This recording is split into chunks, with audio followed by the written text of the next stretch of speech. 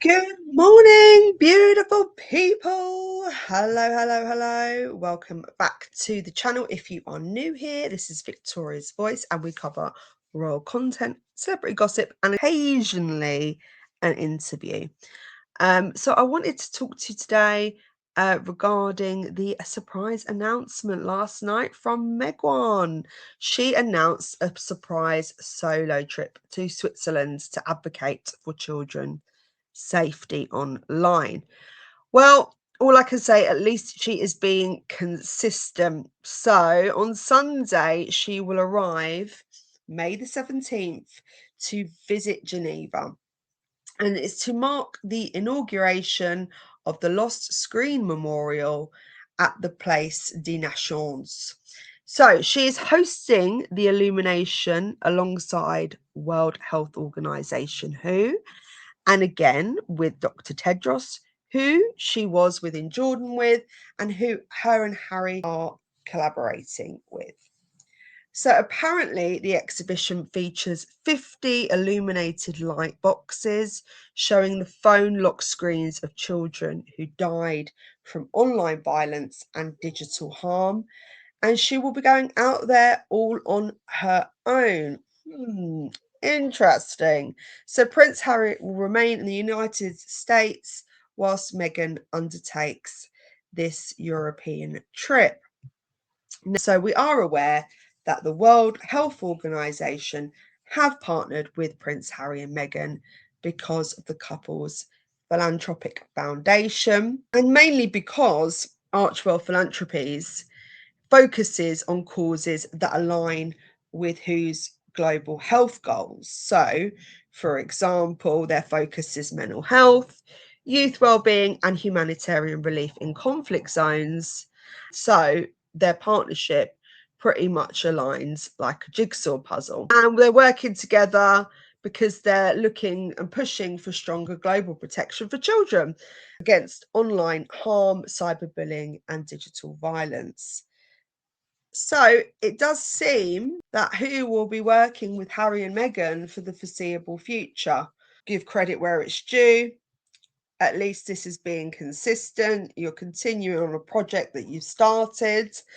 But what I do find rather interesting is that she has flown out there straight off the back of Princess Catherine's visit to Italy. The timing again of her flying out to Geneva just after the Princess of Wales has done her trip to Italy. And we know that this trip that the Princess of Wales has completed was very successful, and the Italians absolutely loved her.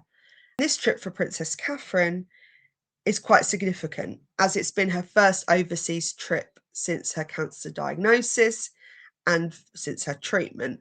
It was a comeback tour and framed by her team as a huge, huge successful moment. I think it's also revealed how important the royal family are to Italy. They needed the fresh injection of glamour, and she was very popular out there. She appealed to a lot of people. The consensus is it was very successful, as she engaged with countless number of children, and a lot of the reports back are stating the princess had a sense of empathy. She was very magnetic, and in general, people were very drawn to her. Italians are emotional and passionate people, and they felt the princess mirrored that behaviour. We've seen many, many pictures of her out there. She looked relaxed. She looks like she's in her element. She looks natural. She looks like she's enjoying herself. And she was around a lot of children.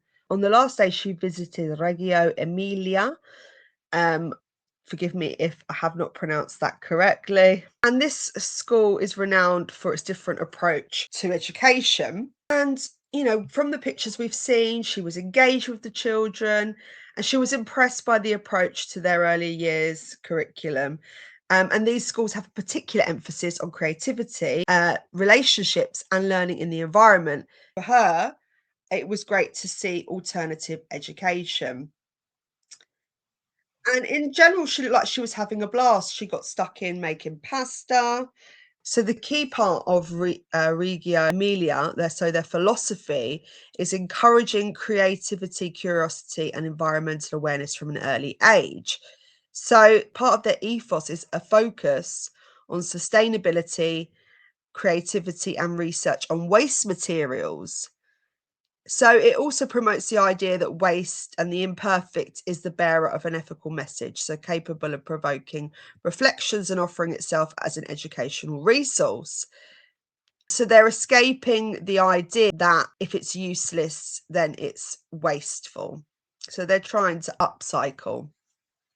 So they obviously have a focus there on upcycling. So interestingly, the trip was surrounded by the focus of education on children and also on the environment, which is interesting because that is what Meghan is also focusing on too. Catherine looked like she was having a blast, and I feel like she really engaged with the children. And there's even a picture of a baby looking at her with admiration.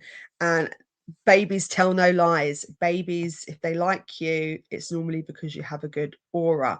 Babies are drawn to good people. So really, this was Princess Catherine's moment, her moment to shine.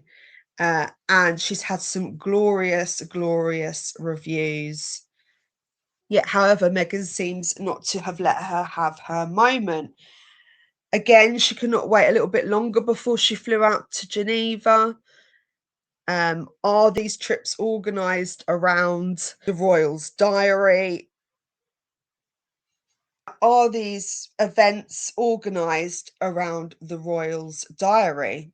She has to go this weekend. The trip has to be this week.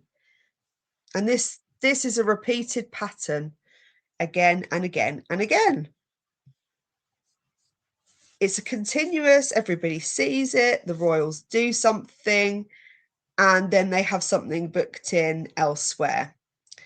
And again, there is not enough time to bake in the success of the Italy trip because the spotlight will now be on Meghan. The only thing that I can say is that Meghan is now being consistent about the online safety of children. And maybe they're listening to YouTubers. Maybe they are going to take our advice and maintain the projects that they already have.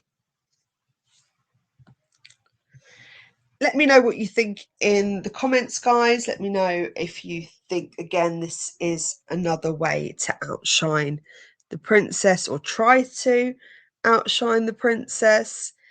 And do you also believe that this is an ongoing pattern? Please like and subscribe, and I will see you in a live this evening.